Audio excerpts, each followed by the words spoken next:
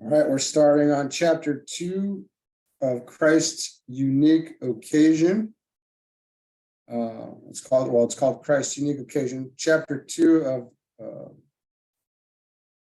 Reappearance of the Christ by Alice Bailey, given to her by Master DK. Okay. In any acceptance of the teaching that Christ will come, one of the difficulties today is the feeling that the teaching has been given for many centuries and nothing has ever happened. This is a statement of fact, and here lies a great deal of our trouble. The expectancy of his coming is nothing new.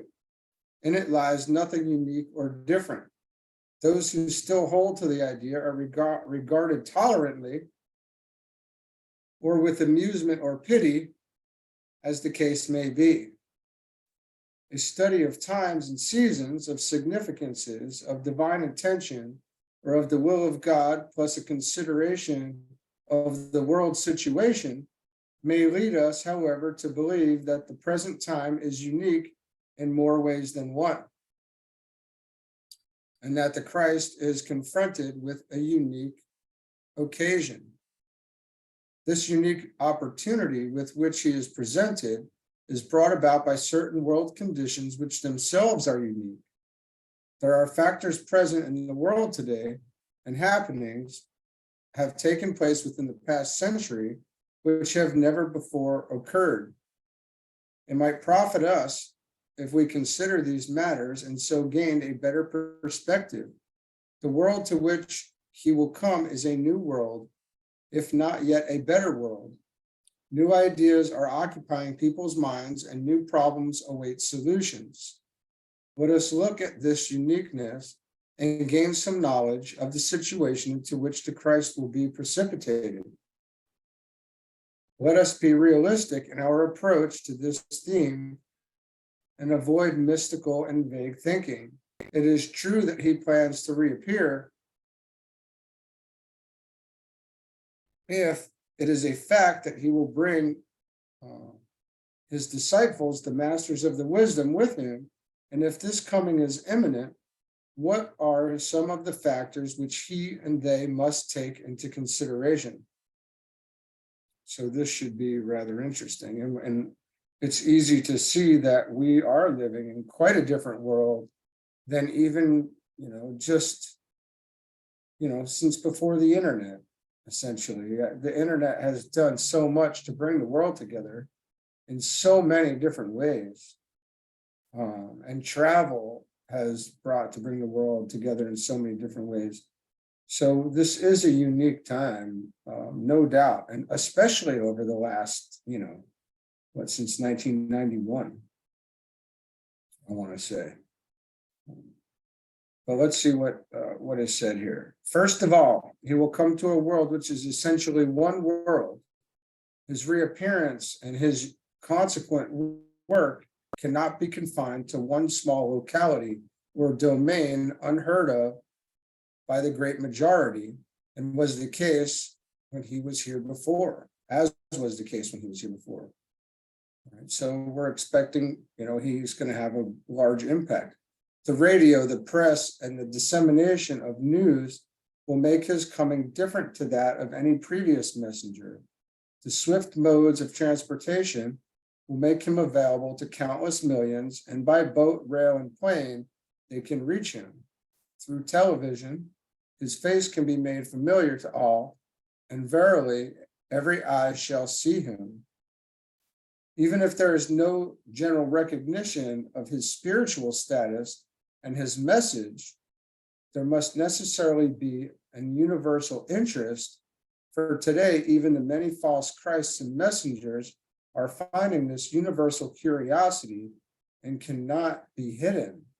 This creates a unique condition in which to work, and one which no salvaging, energizing Son of God has ever before had to face. And right away, as I think about this, we think of all the messages that are going out today, all the false teachings that are being given, all of our reverence for celebrity status and what they say.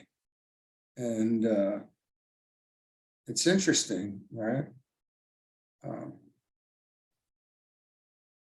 it's also interesting that it says, even if his spiritual status isn't recognized, and again, we talked about this yesterday a little bit, that who are we to judge what the approach might be to the world? We cannot approach, we cannot judge that. Just because some people are expecting that, him to come in the clouds on a white horse, or, this is not, that was for us to learn from. That is not, necessary. The sensitivity of the people of the world to what is new or needed is also uniquely different. Man has progressed far in his reaction to both good and evil, and possesses a far more sensitive response apparatus than did humanity in those earlier times. So there we see the evolution of the human being coming into play, and our ability to receive these messages or to receive truth, or to enter into the mind and see more deeply. If there was a quick response to the messenger when he came before, it will be more general and quicker now, both in rejection and in acceptance. So that's also interesting. So we'll be looking out for an immediate rejection. And then there, will be some spiritual discernment to, obviously to recognize intuition, and there will be many ways for us to recognize this, right? Men are more inquiring, better educated, more intuitive, and more expectant of the unusual and the unique than at any other time in history.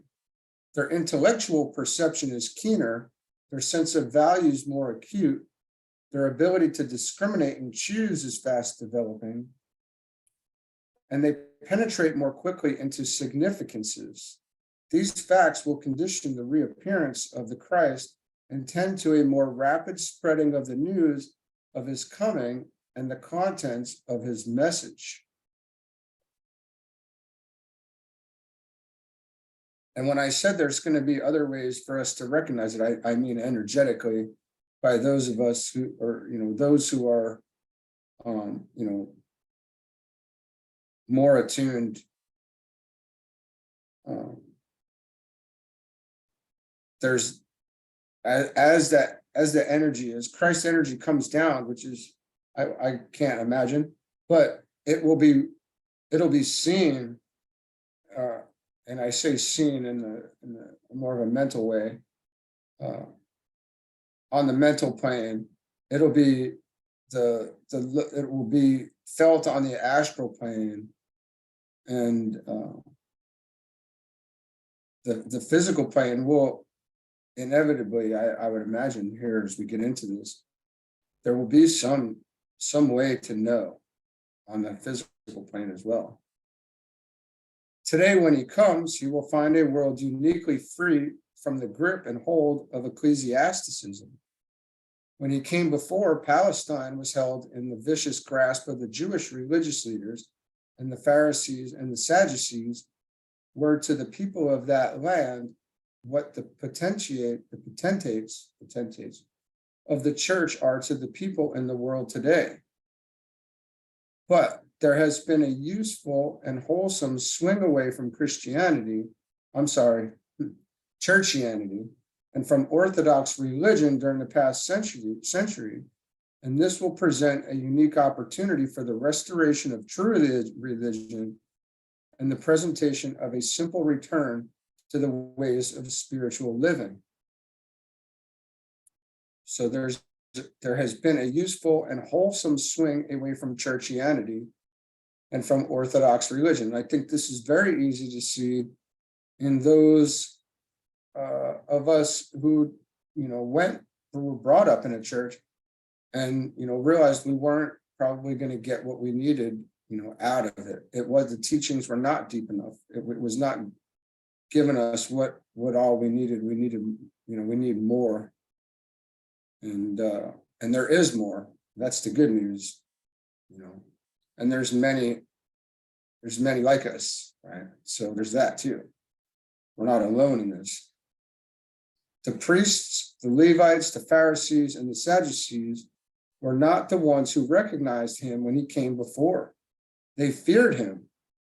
And it is highly improbable that the reactionary churchmen will be the ones to recognize him today. He may reappear in a totally unexpected guise. Who is to say whether he will come as a politician, an economist, a leader of the people arising from the midst of them, a scientist, or an artist? So we can't judge again. Very interesting. We have to, the mind has to be prepared for that, to see that that's a distinct possibility, and we don't know. And but we'll know when when the time comes. It seems like it will be he'll be very, very recognizable. It is a fallacy to believe, as some do, that the main trend of Christ's work will be through the medium of the churches or the world religions. He necessarily will work through them when conditions permit and there is a living nucleus of true spirituality within them, or when their invocative appeal is potent enough to reach him. Yeah, he'll come to the churches when conditions permit and there's a living nucleus of the true spirituality with him, or when there's an invocative appeal potent enough to reach him. He will use all possible channels whereby the consciousness of man may be enlarged and right orientation be brought about. It is, however, truer to say that it is as world teacher that he will consistently work, and that the churches are but one of the teaching avenues he will employ. So he's not going to not use the churches, but it's only going to be one aspect of it. And I think, in order to reach everyone, that's absolutely the way it has to be, right? Makes a lot of sense. All that enlightens the minds of men, all propaganda that tends to bring about right human relations, all modes of acquiring real knowledge, all methods of transmuting knowledge into wisdom and understanding, all that expands the consciousness of humanity and of all subhuman states of awareness and sensitivity, all that dispels glamour and illusion, and that disrupts crystallization and disturbs static conditions, will come under the realistic activities of the hierarchy which he supervises. He'll be limited by the quality and the caliber of the invocative appeal of humanity, and that, in its turn, is conditioned by the attained point in evolution.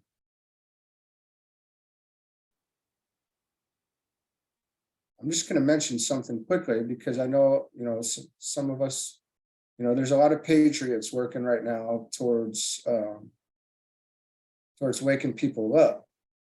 And if we read this statement again quickly, all that enlightens the minds of men, all propaganda that tends to bring about right human relations, all modes of acquiring real knowledge, all methods of transmuting knowledge into wisdom and understanding, all that expands the consciousness of humanity, and all subhuman states of awareness and sensitivity, all that dispels glamour and illusion, and that disrupts crystallization and disturbs static conditions, will come under the realistic activities of the hierarchy which he supervises. Now, let's think about that for a minute right now.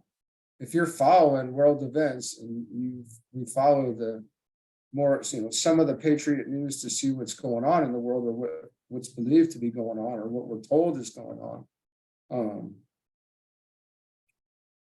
These things are happening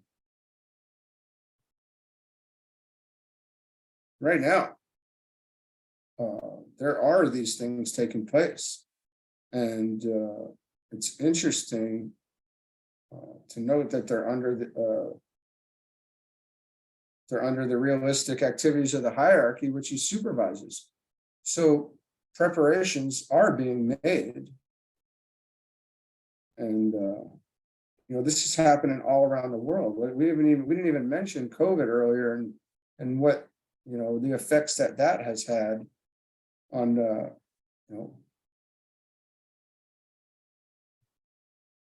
in the different aspects of it, right? Yes, there's some very disturbing things, but we don't know if it had a effect of bringing some of these things about at the same time, because we know all things are made useful and used somehow for good, right? Yeah, very interesting. In the Middle Ages of history and earlier, it was the churches and the schools of philosophy which provided the major avenues for his subjective activity. But it will not be so when he is objectively and actually here. This is a point which the churches and organized religions would do well to remember. This is now a shift of his emphasis and attention into two new fields of endeavor. First, into the field of worldwide education, and secondly, into the sphere of implementing intelligently those activities which come under the Department of Government and its three aspects of statesmanship, of politics, and of legislation. So we would be seeing some major shifts taking place. The common people are today awakening to the importance and responsibility of government. It is therefore realized by the hierarchy that before the cycle of true democracy, as it essentially exists and will eventually demonstrate, can come into being, the education of the masses in cooperative statesmanship and economic stabilization through right sharing and in clean political interplay is imperatively necessary.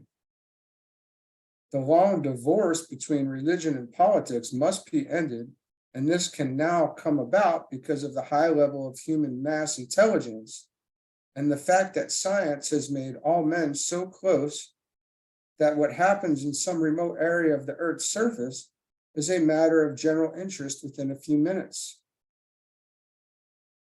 This makes it uniquely possible for him to work in the future.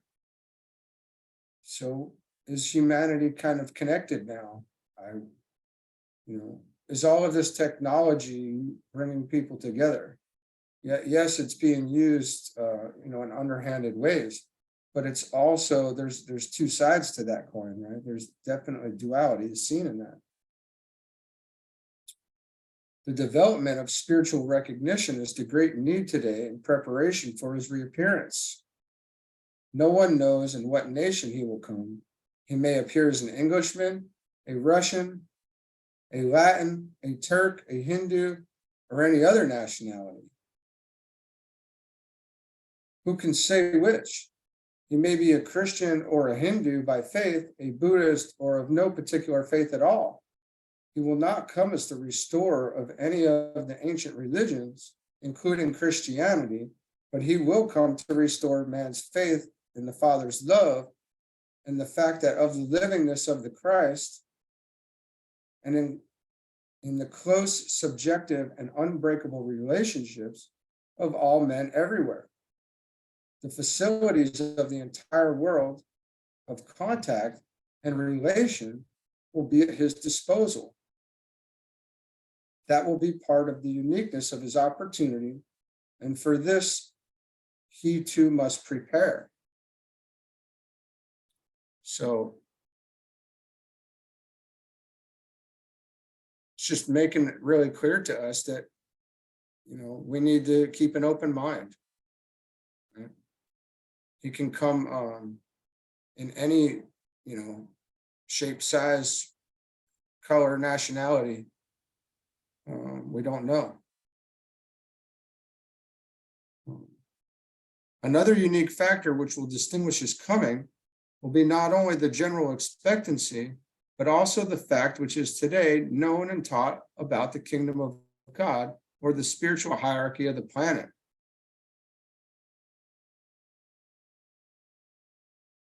Okay, so you're saying, we need to understand this. We need to understand that, one,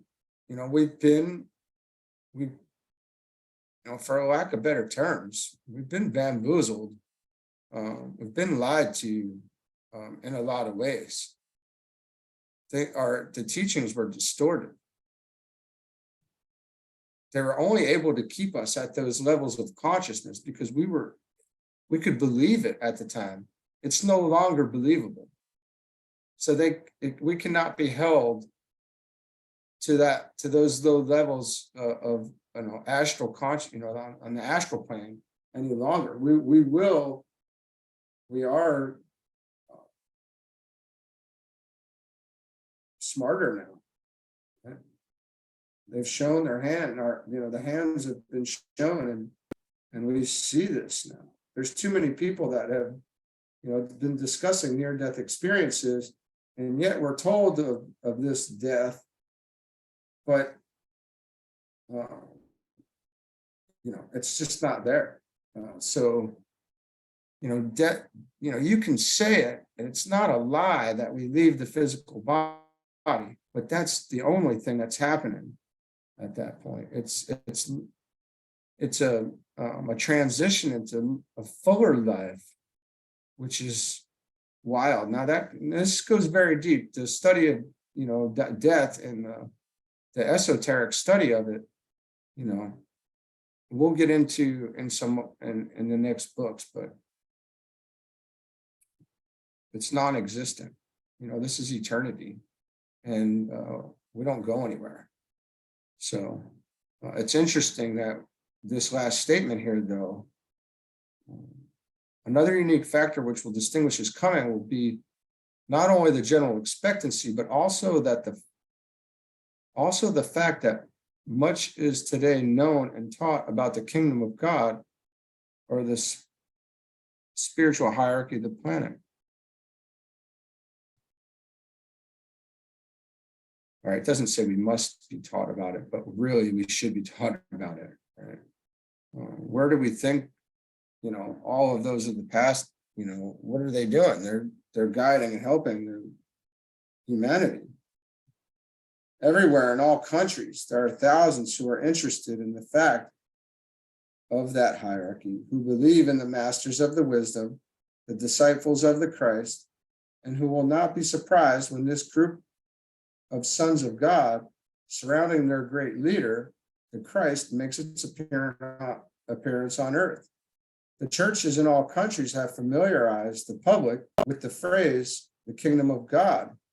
The esotericists and occultists everywhere have publicized the fact of the hierarchy during the past century.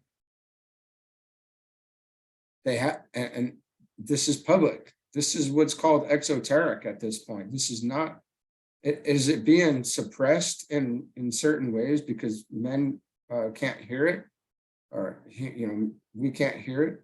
Yes, but it's not hidden. It's for everybody to know these things now.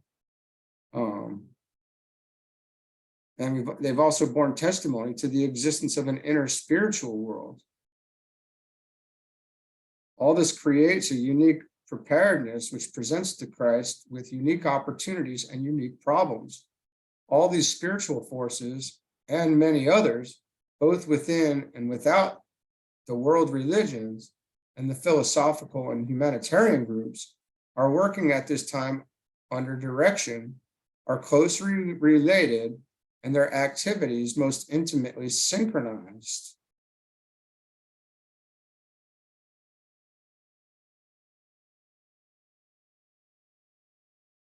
And I want to say that we can see that there's an integration taking place. There's a merging of teachings. We start to hear a lot more discussion about Christ.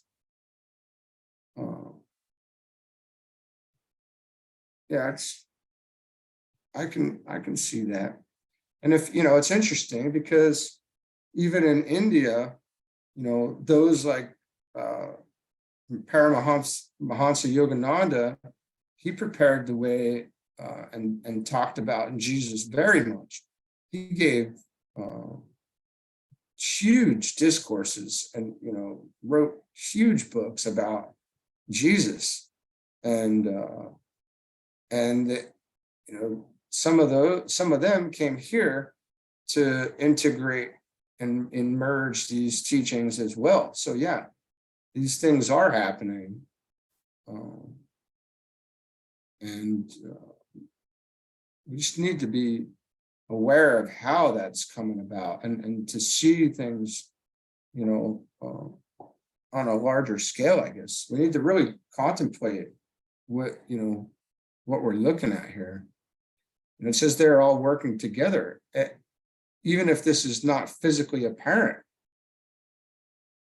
So being that this is energetic, it makes sense, right? These things do not have to be said in the exact same way, using the same words to appeal to certain groups of people.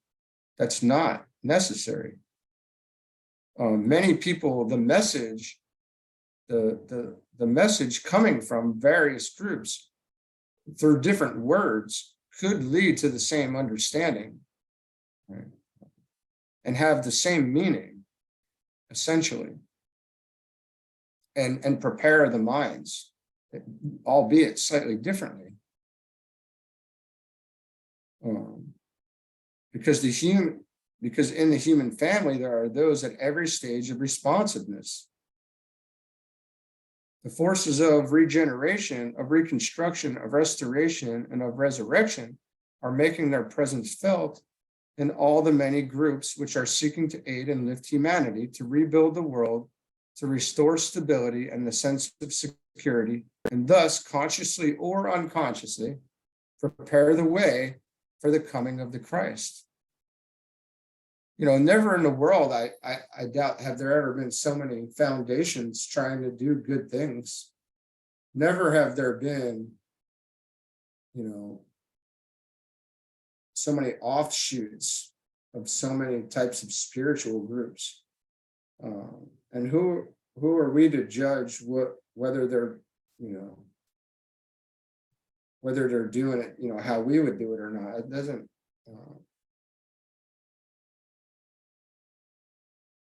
matter. It's energy, it's energetic. There's also a unique revival of the ancient teaching of the Buddha, and it is penetrating into the Western countries and finding devoted adherents in every land. The Buddha is the symbol of enlightenment. There is everywhere today a unique emphasis upon light. Countless millions down the ages have recognized the Buddha as the light bearer from on high. His Four Noble Truths exposed the causes of human trouble and pointed to the cure. He taught, cease to identify yourselves with material things or with your desires. Gain a proper sense of value. Cease regarding possessions and earthly existence as of major importance. Follow the noble eightfold path, which is the path of right relations to God and right relations to your fellow men, and thus be happy. Right? The steps on the path are right values, right speech, right modes of living, right thinking, right aspiration, right conduct, right effort, right rapture or happiness. And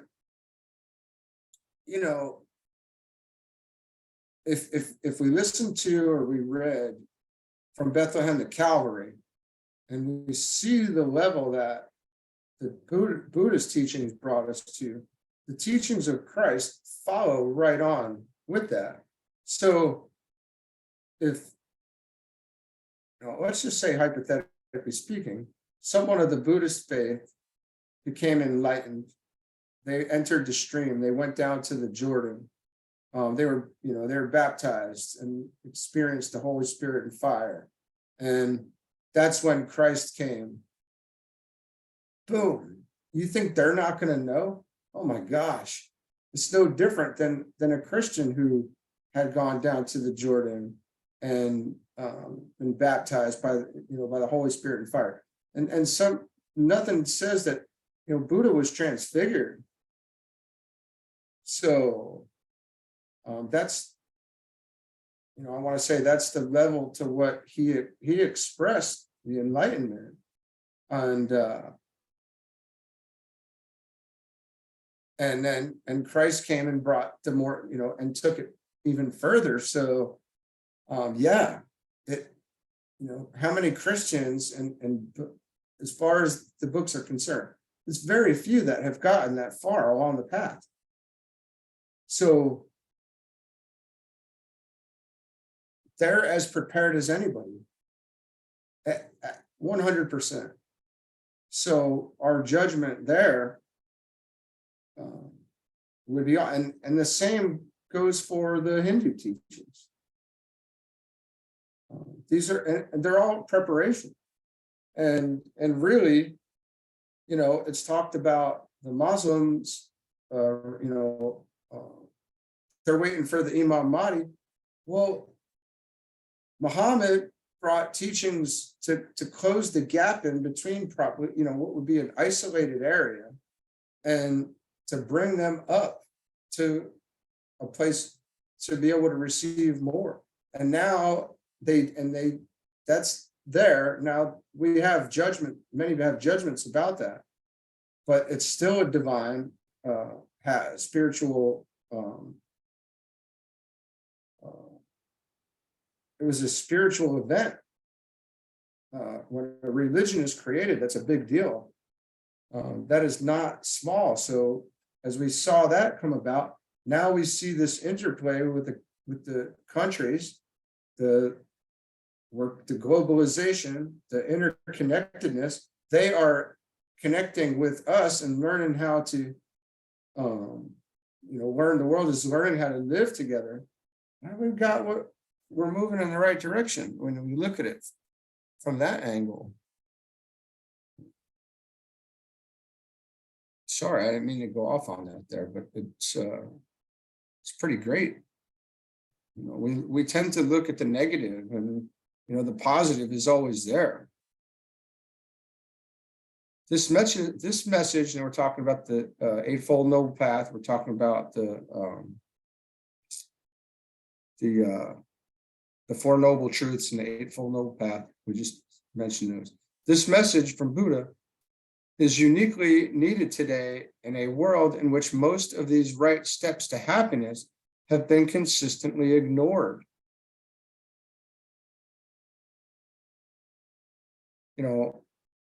The Noble Eightfold Path is absolutely worth studying and looking through, and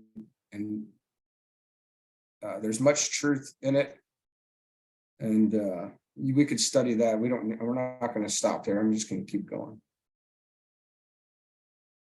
They've been consistently ignored. It is on the foundation of this teaching that Christ will raise the superstructure of the brotherhood of man. For right human relations are an expression of the love of God. They will constitute man's major and next demonstration of divinity. Today, in the midst of this devastated, chaotic, and unhappy world, mankind has a fresh opportunity to reject selfish, materialistic living and to begin to tread the lighted way. The moment that humanity shows its willingness to do this, then the Christ will come. And there is every evidence at this time that men are learning this lesson and making their first faltering steps along that lighted way of right relationships. The present time is unique in that it is, as never before, a cycle or period of conferences, communal, national, and international, and of men getting together. Clubs, forums, committees, conferences, and leagues are forming everywhere for the discussion and the study of human welfare and liberation. This phenomenon is one of the strongest indications that the Christ is on his way. He is the embodiment of freedom and the messenger of liberation. He stimulates the group spirit and the group consciousness, and his spiritual energy is the attractive force binding men together for the common good. His reappearance will knit and bind together all men and women of goodwill throughout the world, irrespective of religion or nationality. His coming will evoke among men a widespread and mutual recognition of the good in all. This is part of the uniqueness of his coming, and for it we are already preparing. A study of the daily press will prove this. It is the invocative appeal of the many groups working on behalf of humanity, consciously or consciously, may unconsciously, which will bring him forth. Those who carry out this great act of invocation are the spiritually minded people, the enlightened statesmen, the religious leaders, and the men and women whose hearts are full of goodwill. They will evoke him if they can stand with massed intent, with hope, and with expectancy. This preparatory work must be focused through the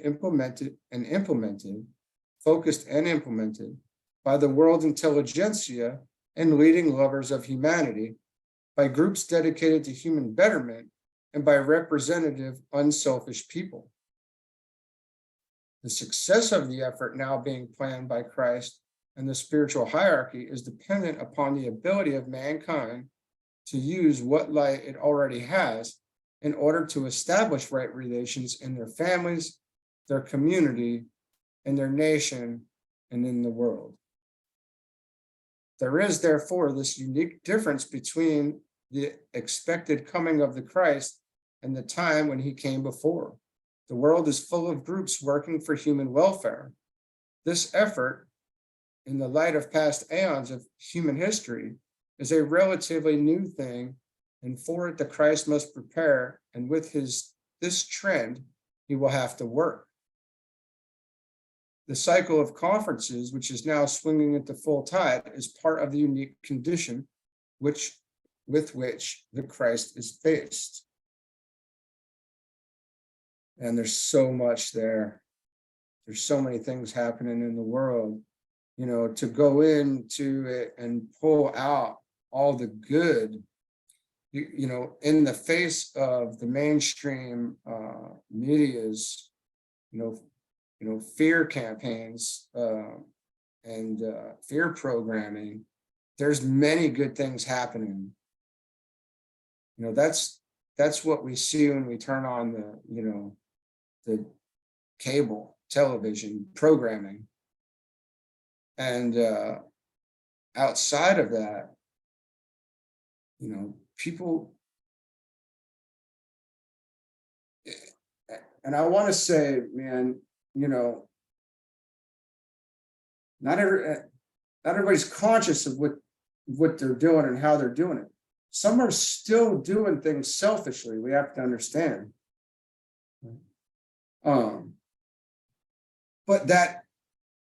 But it's still happening, even though it's happening selfishly. It's kind of like sex, the sex principle. Like, it's meant for us. It's a good thing for reproduction. On the physical plane, it's being abstracted in many in perverted ways. Well, it's still there. So I'm not trying to relate the two in any way. I just want to show that even though it may look like we're not doing things right just yet, we're not.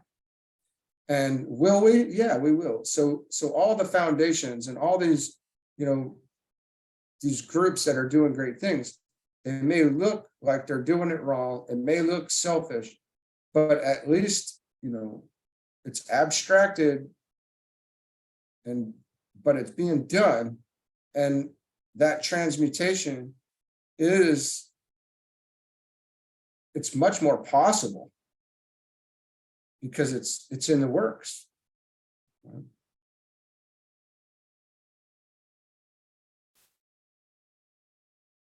we're not there yet, right? But we're getting. I mean, we can see this kind of come together as we move on. Before, however, Christ could come with his disciples, our present civilization had to die. This is the before. During the coming century, we shall begin to learn the meaning of the word resurrection, and the new age will begin to reveal its deep purpose and intention. And by the new age, we're talking about moving into Aquarius and out of Pisces. Right? It's an astronomical fact, not some conspiracy concept, right? The first step will be the emergence of humanity from the death of its civilization, of its old ideas and modes of living, the relinquishing of its materialistic goals and its damning selfishness, and its moving forward into the clear light of the resurrection. These are not symbolic or mystical words, but part of the general setting which will surround the period of Christ's appearance. It is a cycle as real as the cycle of conferences now so busily organizing.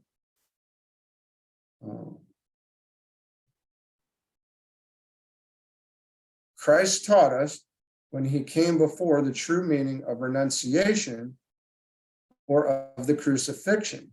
This time his message will be concerned with the resurrection life. The present cycle of conferences is preparing men everywhere for relationships, even though today they may seem widely divergent in nature. The important factor is the general human interest and thought about establishing the need, the objectives involved, the means to be employed. The resurrection period, which the Christ will inaugurate, and which will constitute his unique work, within which all his other activities will have their place, will be the outcome of the fermentation and the germination going on in the world of men at this time, of which the many conferences are the outer evidence.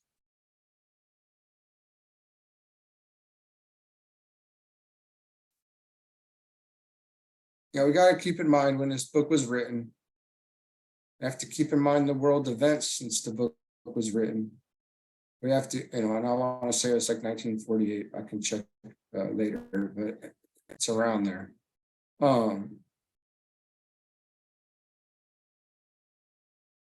Things have happened, and we know that there's a spiritual war taking place. There's a lot here. It's just, you could sit and contemplate these things for a long time,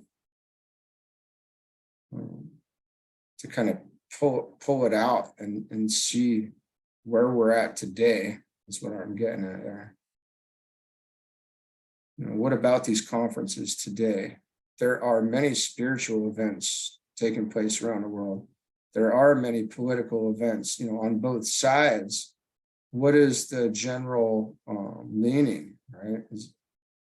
Are we talking about freedom here? Is God being talked about more? No, I didn't think this is true. At least on the, certainly on the patriot side of things, which is really good to see. So there's a lot, and I'm sure you all have many ideas as well.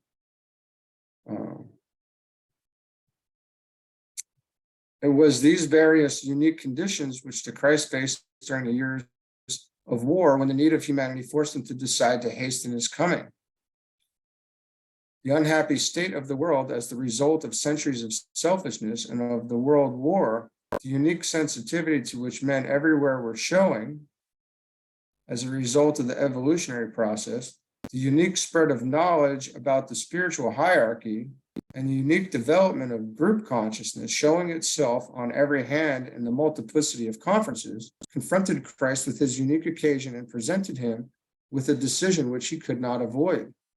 Reverently, we might say that in this occasion of the Christ's, two facts were involved, and that both of them are difficult for man to understand, certainly.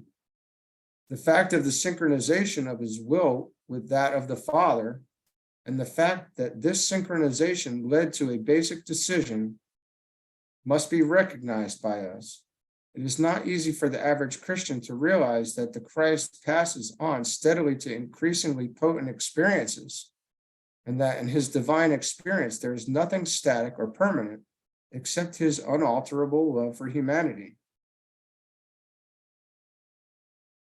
So let's just look at that again real quick.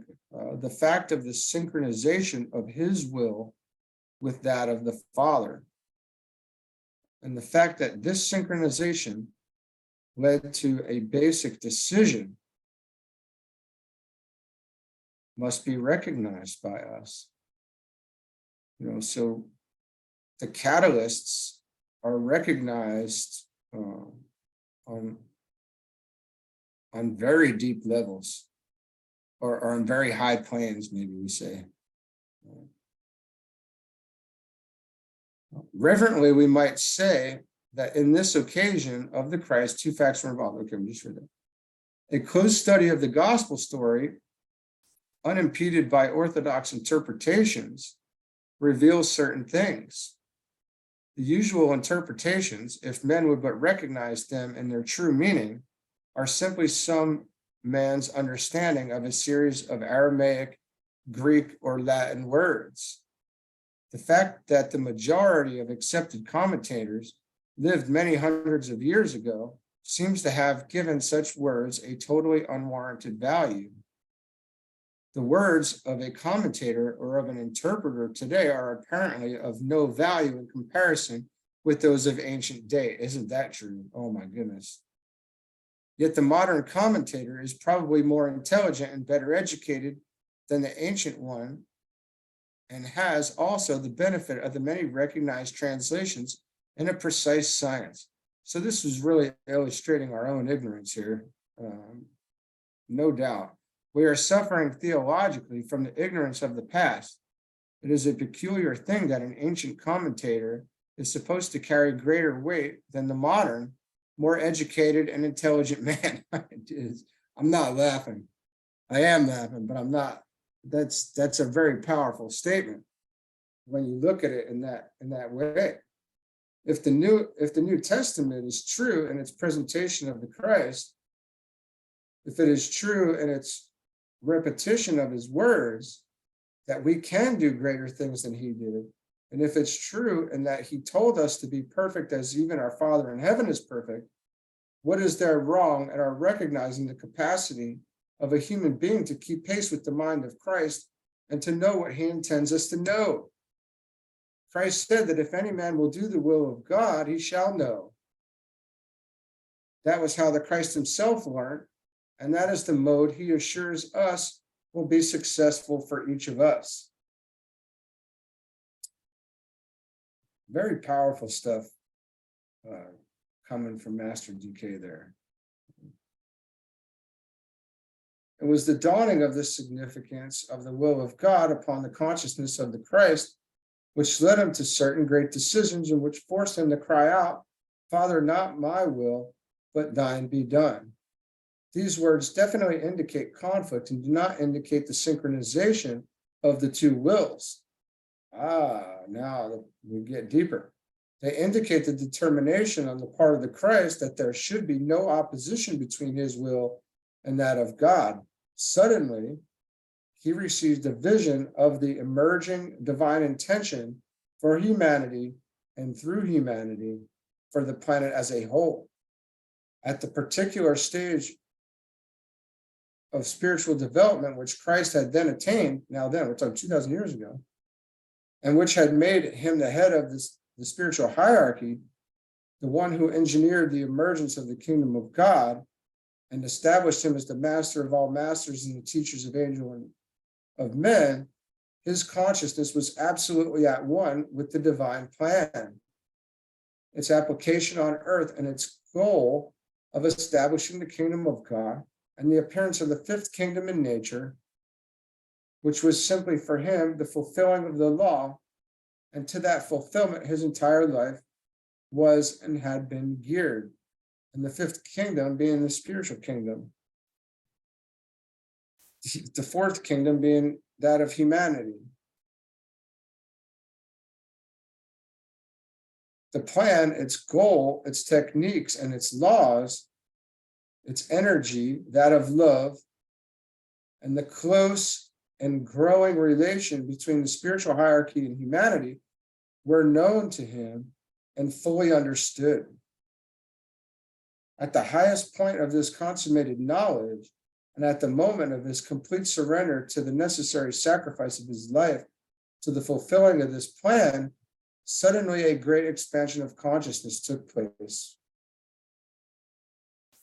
The significance, the intention, the purpose of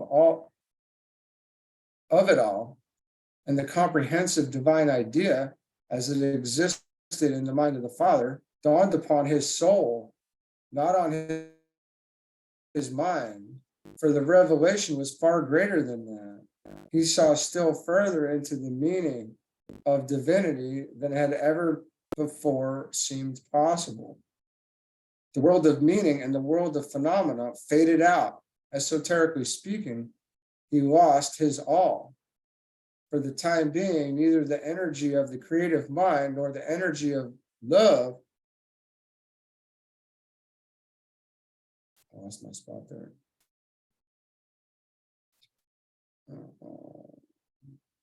He lost his all for the time being. Neither the energy of the creative mind nor the energy of love were left to him. He was bereft of all that had made life bearable and full of meaning. A new type of energy became available, the energy of life itself, imbued with purpose and activated by intention. But it was new and unknown and hitherto unrealized. For the first time, the relation of the will, which had hitherto expressed itself in his life through love, and the creative work of inaugurating the new dispensation became clear to him. At this point, he passed through the Gethsemane of renunciation. The greater, the larger, and the more inclusive was revealed to him, and all that hitherto seemed so vital and important was lost to sight in the greater vision. It is this living realization of being and of identification with the divine intention of God himself, the Father, the Lord of the world, upon levels of awareness of which we know nothing as yet, which constituted the unfolding awareness of the Christ upon the way of the higher evolution. This way he treads today, and he began to tread it in Palestine 2,000 years ago. He knew, in a sense hitherto unknown to him, that God and what God intended and what human destiny meant, and the part that he had to play in the working out of that destiny. He had paid little attention down the centuries of human thinking to Christ's reaction to his own destiny as it affected the human. We have paid small attention to the aspect of his reaction to knowledge as it unfolded itself in him. We have been selfish and grasping in our reaction to his work and sacrifice. The word to know in relation to the initiate consciousness of the Christ and of still lesser initiates plural, concerns the certainty of the knowledge the initiate has gained through experiment, experience, and expression. The first faint tremor of reaction to monadic destiny and to the widespread universal influence of a Son of God can exert makes itself felt in the consciousness of the Christ, as it will in the consciousness of all those who obey his injunction and arrive at the perfection which he pointed out as possible. The highest divine quality or aspect now makes itself felt in the life of the progressing Son of God. He knows the meaning of intelligence. He realizes the significance of love and its attractive quality.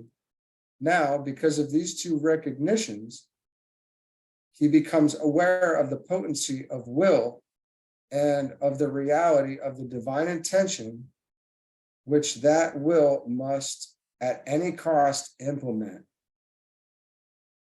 This was the major crisis of the Christ. very interesting, and very powerful stuff there. I'm gonna call it there for today. Um, there's a lot to contemplate. We took in a lot of information.